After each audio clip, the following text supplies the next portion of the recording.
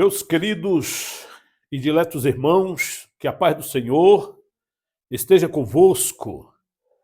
Estamos de volta trazendo mais uma porção da palavra de Deus aos nossos corações. Estamos estudando o capítulo 21 de 1 Samuel. Em nosso conteúdo anterior, nós havíamos falado sobre o encontro de Jonatas com Davi, depois que ele participou do segundo dia da refeição em cerimonial, isto é, quando Israel estava comemorando a festa da lua nova. E Jonatas, descobrindo as intenções malignas de Saul para matar Davi, ele então, na manhã seguinte, pega o rapaz, um arco e algumas flechas, e foi até Davi, onde ele estava escondido. E ali, naquele último encontro, ele então se despede de Davi, e Davi vai embora para estar com os sacerdotes em Nobe. E Jonatas, portanto, retorna à sua cidade. Eu quero convidá-los a abrir a sua Bíblia no capítulo de número 21, versículos de 1 ao 9 de 1 Samuel.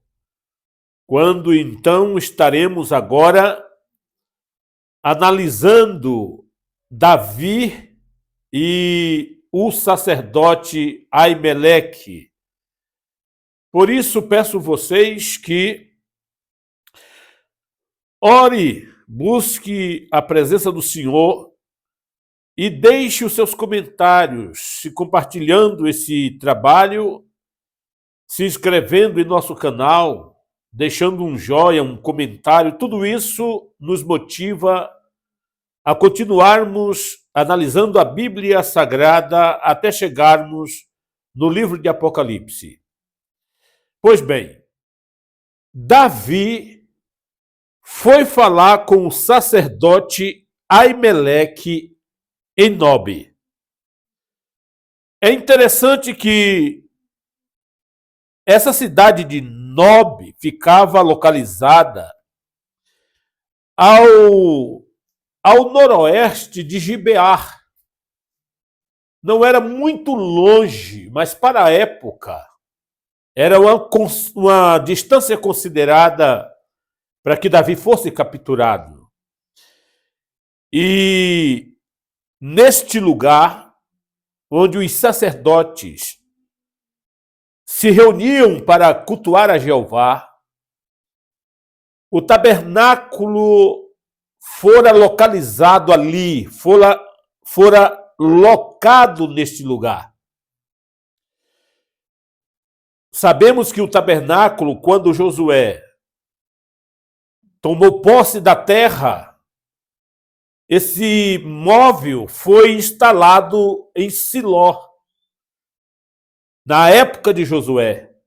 Porém, pelo fato de Israel estar em constante guerras em sua história, desde a época de Josué, os juízes, Samuel e agora com Davi, o tabernáculo fora alocado para Nobe. Agora nós encontramos ele instalado em Nobe.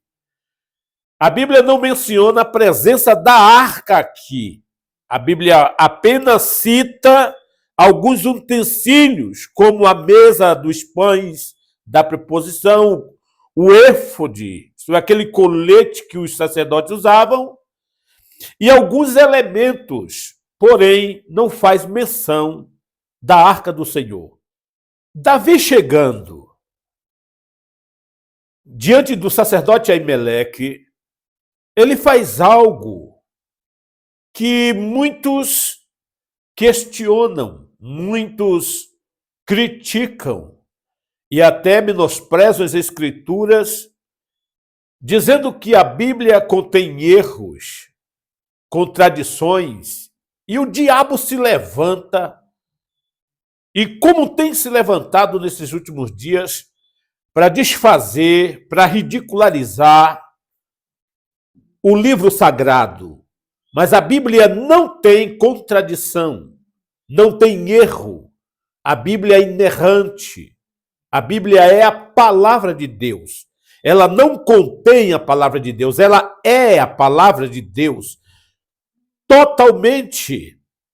E sendo assim, Davi, na tentativa de alcançar a ajuda de Aimeleque, ele age ali com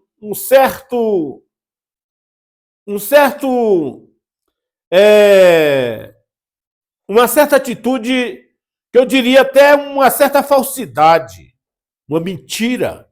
Ele usa desse artefato, ele usa dessa situação, desse dispositivo, para tentar ali, quem sabe, ser ajudado pelo sacerdote. E aqui nós vimos, justamente nesses 9 versículos, a mentira de Davi e a ajuda do sacerdote a ele. Vamos ao versículo para analisarmos o que diz a palavra de Deus. Versículo 1 e versículo 2, assim diz a palavra. Davi foi falar com o sacerdote Aimeleque em Nobe. Aimeleque tremia de medo quando se encontrou com ele e perguntou: por que você está sozinho? Ninguém veio com você? Respondeu Davi: o rei me encarregou de uma certa missão e me disse: ninguém deve saber coisa alguma sobre sua missão e sobre as suas instruções. E eu ordenei aos meus soldados que se encontrassem comigo num certo lugar. Então, naquele momento, Davi mente. Uma das coisas que eu vejo, prezo, analiso e glorifico a Deus em sua palavra é que a palavra de Deus não tem compromisso com os atos dos homens. A Bíblia é um livro que, se você é um rei, se você é uma rainha, se você é um sacerdote, é um príncipe, é o filho do figurão, é um agricultor, é um profeta, seja qual nível social que você pertence à sociedade de Israel, a Bíblia aponta tanto o seu lado positivo da vida, como também seu lado negativo. Assim como Davi era um príncipe de Deus, um homem segundo o coração de Deus, quando Davi pecou, lembra no caso de Batseba? A Bíblia diz que Davi pecou e o profeta disse: você, Davi, é este homem. Olha isso. A Bíblia revelando o pecado de Davi. Mas a Bíblia também mostra as virtudes de Davi. A Bíblia diz que Davi, então, reconheceu o seu pecado. E ele disse: de fato, pequei contra o Senhor. Olha que interessante, ele não pecou contra a mulher ou contra a família da mulher, ele pecou contra Deus. Então ele reconhece que infringiu as leis de Deus. E a Bíblia também diz o seguinte: Deus disse através do profeta, diga a ele, eu perdoei o pecado de Davi. Esta é a veracidade das Escrituras. Então você que é um ateu, você que fala bobagem na internet, nos podcasts da vida, blasfemando da palavra de Deus, do Deus vivo, cuidado, porque as suas palavras, naquele dia, te condenará. e você não terá misericórdia no dia do juízo. A palavra de Deus é a palavra do Senhor, inspirada e santa. E para compreender a Bíblia é necessário que você tenha comunhão com o Espírito Santo. A Bíblia não é um livro singular, é um livro composto. Isto é, a Bíblia ela deve ser lida por alguém que tenha comunhão com o Espírito Santo. Quando o homem lê, quando o ímpio lê a Bíblia como um jornal. Porque o ímpio está com o demônio, com Satanás no seu coração e na sua mente. Uma mente deturpada. Mas o homem de Deus, cheio do Espírito Santo, se harmoniza com as Escrituras. Pois é o Espírito Santo que nos leva à presença de Deus, à presença de Cristo, através da sua palavra.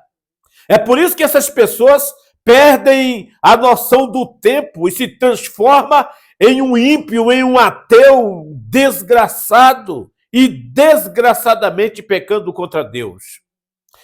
Voltando ao texto, Davi então, ele mente. E por que Davi, um homem de Deus, segundo o coração de Deus, usou de falsidade? Por que Davi usou mentir? Ele estava fugindo de Saul. E quando ele viu os sacerdotes do Senhor, Aimeleque, tremendo de medo, acredito eu que Davi se compadeceu naquele momento e procurou por todos os meios uma forma de proteger o próprio sacerdote e os demais companheiros. Então ele mente. Na verdade, Davi, o que ele faz é tentar livrar os seres humanos, as almas, as pessoas, dos problemas que ele estava enfrentando. Ele não queria que Saul fizesse qualquer mal aos homens do Senhor. E por isso ele termina usando dessa artimanha. E assim nós podemos entender que Davi não usou de engano. Pelo contrário, Davi prezava pelos valores humanos. Davi prezava pelo ser humano. E por isso que ele, na tentativa de salvar aos sacerdotes do Senhor, ele mente. E, infelizmente, conforme nós veremos, mais tarde, Saul termina ordenando a morte de todos os sacerdotes. Nós vamos analisar que quando Davi chegou ali, tinha um olho de Saul ali dentro. Um homem chamado Doeg. Ele estava ali, era pastor, um dos principais servos de Saul. Estava ali para se purificar, para participar de um ato cerimonial de purificação, enfim. E quando Davi vê ele ali, fica preocupado. Talvez por isso Davi rapidamente teve que construir uma narrativa para tentar salvar a pele dos sacerdotes. E Doeg viu Davi ali. E Doeg era um edomita. Pesquise o relacionamento histórico dos edomitas e os israelitas. Um conflito atrás do outro. Esse povo odiava o povo de Israel, mesmo que eles eram irmãos. Aí você me pergunta, mas irmão Fábio, e dependendo das situações, é permitido mentir? E eu lhe respondo, não. Não. Mentir não é uma atitude, não é um princípio para o bem. Tem os seus resultados funestos na vida das pessoas. Olha o estado do Brasil hoje. Um Brasil mergulhado na podridão, porque o seu líder, o seu presidente, é um mentiroso nato. Então a mentira nunca ajuda ninguém. Agora, quando você vê uma situação, quando você vê, por exemplo, lembra daquelas parteiras lá no Egito? Quando Faraó mandou matar os inocentes, aquelas parteiras salvaram alguns bebês, inclusive Moisés. E Faraó teve conhecimento daquilo e chamou elas para depor. Veja lá no livro de Êxodo, no capítulo 1, versículo 19 e versículo 20. Qual foi o argumento daquelas mulheres? Elas disseram: ó Faraó, é que as mulheres hebreias são mais vigorosas, mais fortes do que as egípcias. Quando nós chegamos, ela já deu à luz. Elas construíram a narrativa diante de uma situação para salvar a vida de um inocente, para salvar a vida de Moisés. Não estou aqui apoiando, conforme estamos falando, a ideia de se mentir. Eu até diria que elas não mentiram, mas omitiram um fato com o propósito de salvar a vida dos inocentes. Outro detalhe importante nesse texto é que Davi chega ali faminto. Davi estava sem mantimentos. E ali ele chega e diz para Aimeleque: não tem alguma coisa aí, Aimeleque, que possa nos matar à fome? Estamos vindo numa viagem, estamos cansados, estamos com fome, e ajuda-nos nesse detalhe. Aliás, veja o que diz aqui o versículo de número 3. Agora, então, o que você pode oferecer-me? Dê-me 5 pães ou algo que tiver. Olha a situação que Davi estava. Uma situação social lamentável, faminto. E eu digo para você, o que se deve ser feito às pessoas no estado de fome? Você tem que se manter nos princípios da religião? Você tem que priorizar os atos cerimoniais de um crédulo ou ajudar o menos favorecido? Ou ajudar alguém que está com o estômago vazio? E Aimeleque ali, como de costume, obedecendo às leis do tabernáculo, mantinha ali cerca de 12 pães na mesa da preposição, que simbolizava ali as 12 tribos de Israel. E ele disse: Davi, não temos nada a não ser o pão da mesa, o pão sagrado. Quando os sacerdotes colocavam diante de Deus aquele alimento ali, no dia seguinte era substituído. Os sacerdotes tiravam aqueles e colocavam pães novos. E somente os sacerdotes poderiam comer aqueles pães sagrados. Davi não podia fazer uso daquilo, porque era sagrado, era um ato cerimonial. Mas o que se está em pauta aqui é a necessidade de um homem faminto. E aí o que você faria? Você usaria o dízimo da sua igreja para ajudar o menos favorecido? Já que o dízimo, no seu ponto de vista, é um contingente, é uma doutrina sagradíssima. Quantas pessoas que passam necessidade dentro da igreja e não são favorecidos por ninguém? E o pastor nega. Nós temos alguns recursos aí, mas são dízimo, não podemos gastar o dízimo. Pode sim. O dízimo na Bíblia era para usar para os levitas, para a manutenção do templo dos sacerdotes.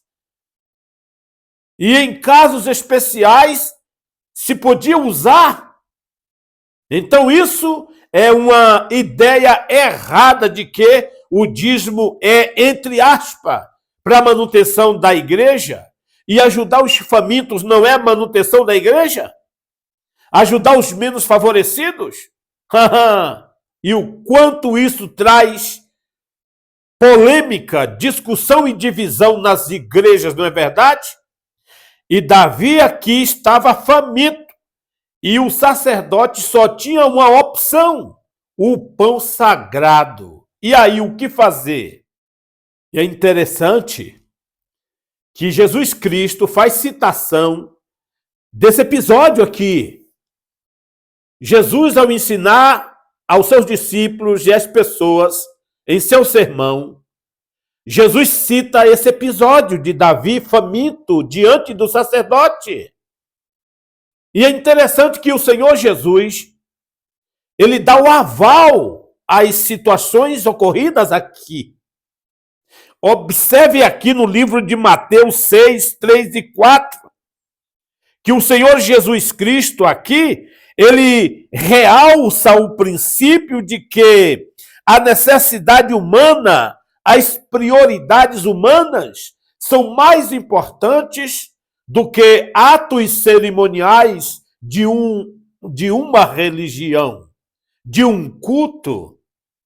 Priorizar as pessoas é muito mais importante do que o seu ego religioso, do que a sua crendice nas cerimônias da sua denominação. Jesus criticou severamente os escribas, os fariseus, os saduceus, por causa da hipocrisia. E por ser hipócritas, eles assaltavam pessoas necessitadas, velhos, velhas, e saqueavam as pessoas para entesourar para si. Não era que eles eram fiéis a Deus, mas eram hipócritas. E Jesus Cristo, então, dá o aval ao que aconteceu com Davi, porque Jesus priorizava as pessoas. E por isso o Senhor Jesus viu que o mais importante não é cerimônia, não é atos ou rituais de uma crença, mas atender às necessidades dos seres humanos. E como eu disse a vocês, dentro desse contexto, um problema, e muito sério. Um infiltrado estava ali. Observe o versículo de número 7. Ali estava, conforme falamos, um servo de Saul, Doeg, um edomita. Um olho de Saul estava observando tudo ali. Um dedo duro. Por isso é importante, diz um palavreado popular, que parede tem ouvido e mato tem olho. Então, às vezes, é necessário cuidado. Eu acredito que foi por isso que Davi usou de uma certa falsidade, de uma certa mentira, para tentar salvar a pele dos sacerdotes. Vamos ler o versículo de número 7. Olha o que diz a palavra do Senhor. Quando o sacerdote relatou que apenas tinha os pães sagrados ali, o versículo de número 7 então diz o seguinte: aconteceu que um dos servos de Saul estava ali naquele dia. Olha isto. Cumprindo seus deveres diante do Senhor. Era o edomita Doeg, chefe dos pastores de Saul.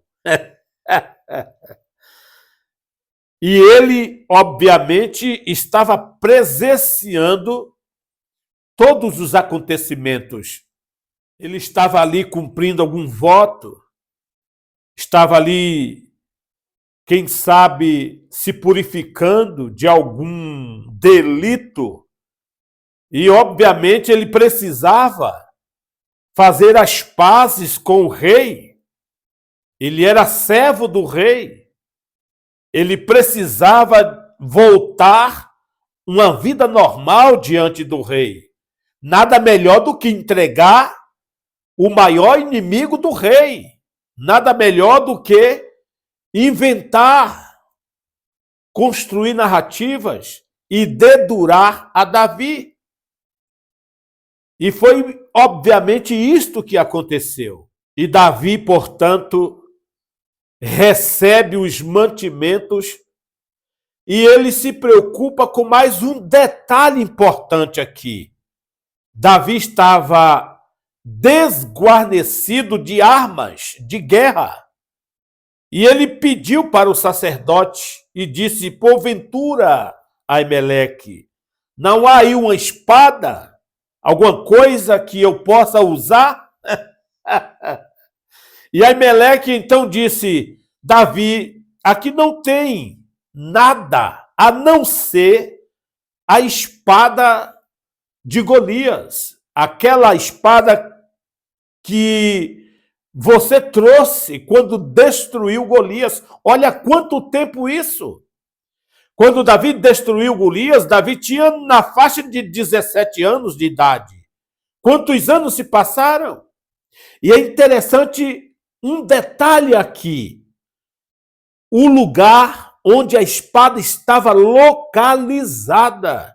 Isso é muito importante. Mas vamos aqui ao texto sagrado, o que diz a palavra do Senhor. O versículo 8 e o versículo 9, a palavra de Deus diz assim: Davi perguntou a Aimeleque: você tem uma lança ou uma espada aqui? Não trouxe minha espada nem qualquer outra arma, pois o rei exigiu urgência. Olha como ele ainda enfatiza a narrativa, como ele ainda faz ênfase à inverdade. E como você e eu, como já falamos, priorizando a vida dos seres humanos, a vida do sacerdote.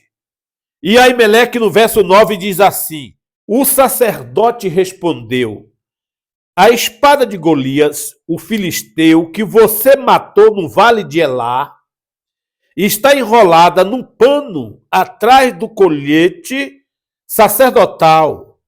Se quiser, pegue-a. Não há nenhuma outra espada. E Davi disse: não há outra? Melhor, dei-me essa espada. E então Davi foge para Gate. Você percebeu aqui um detalhe interessante? A espada estava atrás do colete sacerdotal. O que isso tem a dizer? Você lembra quando Davi matou Golias? Os guerreiros da época, quando venciam a batalha, se vangloriavam, achando serem superiores aos outros reinos. E os heróis ímpios daquela época tomavam o louvor e a glória para si. Davi fez o contrário. Quando Davi destruiu Golias, não quis saber de aplausos, nem de glórias humanas. Ele atribuiu a Deus a vitória sobre Golias. Tanto que Davi pegou a espada de Golias e levou e entregou aos sacerdotes. E os sacerdotes guardam isto no tabernáculo. E agora nós vimos ela em Nob, atrás de um colete sacerdotal, de um objeto sagrado. Isso diz que aquela espada testemunhava que Deus foi o Deus que deu vitória a Davi. E quando Davi chega e pega aquela espada e observa aquele objeto sagrado, Davi acredita que adora a Deus, porque Davi observou ali que o exaltado é Jeová, o Deus de Israel. Se Deus não conceder vitória ao homem, já era. Se Deus não estiver em nossas vidas, pelos atos nossos religiosos, jamais poderíamos encontrar e alcançar a vida eterna com Deus. E Davi, vendo aquele artefato ali, aquela espada, diante de um objeto sagrado, Davi recebe uma lição de Deus. Ele então, acredito eu, analiso eu, ele se conscientiza de que daqui para frente, Jeová é o único que pode lhes conceder a vitória. Jeová é o único que poderia colocar ele no trono no tempo certo. E quando ele vê aquela espada diante do objeto sagrado, ele sai dali mais forte, mais animado, mais cheio de fé. Porque ele sabe conscientemente, por experiência, que Deus é o Deus que sempre lhes concedeu vitória. E assim sendo, abastecido com a espada de Golias, ele parte para Gate. No nosso próximo conteúdo, estaremos analisando Davi e o rei pagão. Olha isto, para escapar de Saul, ele pega a sua família, seus parentes, e leva para ser protegido em Gate. E isso nós veremos, portanto, num desfecho da história de Davi. Deus lhe abençoe, que essa palavra fique em seu coração. Não deixe de orar por nós. Não deixe de compartilhar essa palavra. Se inscrever, estar conosco nesse canal, se cadastrar conosco, comentar, para que a palavra de Deus fique gravada na internet, porque logo, logo desaparecerá dessa terra a igreja de Jesus. E Deus não permitirá que a sua palavra deixe de alcançar pessoas pós-arrebatamento. Mas somos conscientes de que, se você não quiser Jesus Cristo, essa palavra ficará difícil, porque a Bíblia diz que Deus dará fome ao homem, não de alimento, mas da palavra de Deus. Você vai procurar a Bíblia, que tanto menospreza, viu, o seu ateu, seu ímpio. Um dia você vai chorar com lágrima. Atrás deste livro não vai encontrar em lugar nenhum. Então, se você ainda não fez a sua decisão a Jesus Cristo, faça hoje. Aceite Jesus como seu Salvador, seja feliz, para que você tenha o seu nome escrito no livro da vida. Deus lhe abençoe, em nome de Jesus.